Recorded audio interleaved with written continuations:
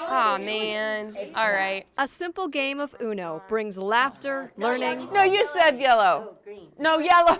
You said yellow. And friendly competition to the table at West High School. Jaden, your turn. I'm out. Oh, man. One of these players Nope, I got nothing. eagerly shares her hand and her heart with these students with special needs. I just realized that, like, they're people too, and they didn't have friends like I had.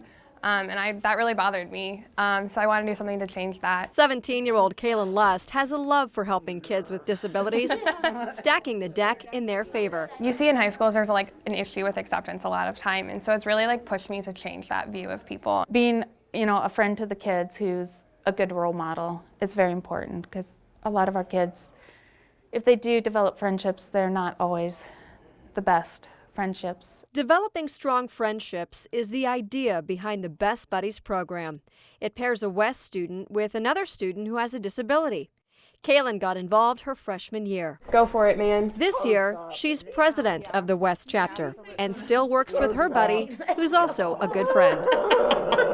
Seeing those interactions and seeing the kids grow that way is just phenomenal. At the end of her school day, which also includes college courses at Kirkwood and AP classes, Kailin provides respite care for a family with a 9-year-old boy with autism, picking him up from school, taking him to appointments, and working with him at home. We have goals that we work on, so like saying his parents' names, working on his address, using silverware, just a lot of like social skills. Yes, Uno. She may not be numero uno at cards, Quentin's out too.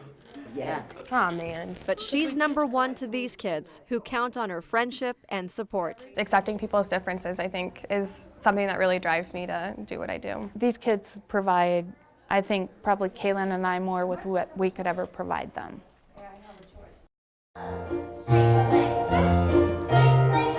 This tiny ballerina has set the bar high for a 6-year-old. Madison Williams loves to dance. Ballet, it's cool and beautiful. It's at the center of a carefully choreographed family schedule that includes school, volunteering, pageants, and 3 brothers and sisters.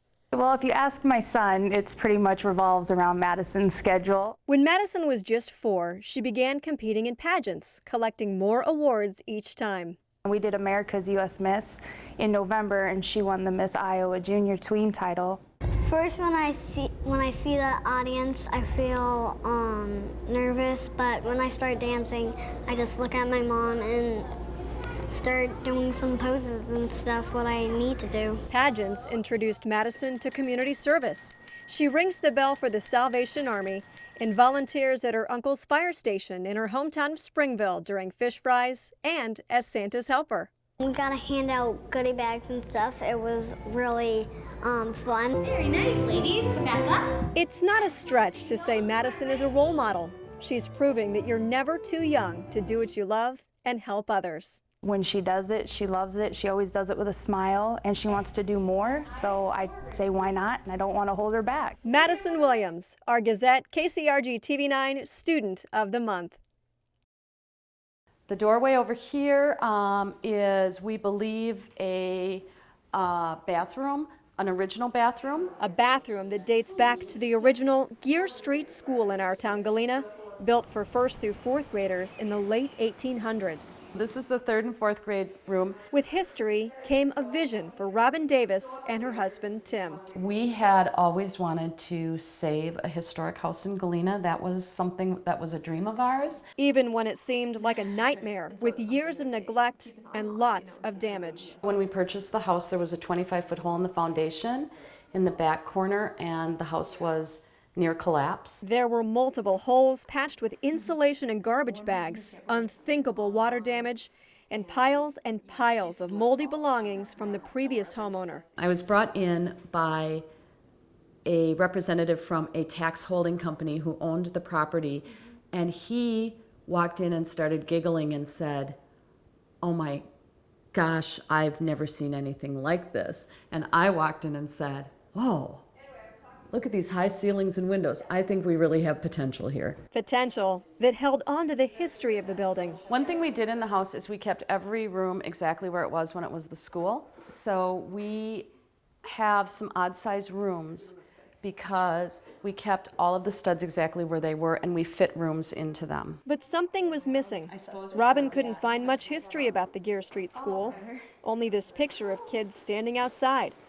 An article about the restoration caught the eye of a former student from 1915 to 1919. And she lived in Tucson, Arizona, and she was 105 years old. Through a letter, she taught Robin much of what she knows about her home. She told us that where the 1st and 2nd grade room was and where the 3rd and 4th grade room was, and talked about her teachers, Mrs. Haggis and Mrs. Slattery. The Gear Street School closed in 1921. Through multiple owners, abandonment, and near collapse, Robin is thrilled to bring it back to life. We feel that we truly saved this building. And so I'm really proud of us. I'm proud of our perseverance. And I hope I never have to leave this house. In our town, Galena, Nicole Agee, KCRG TV 9 News.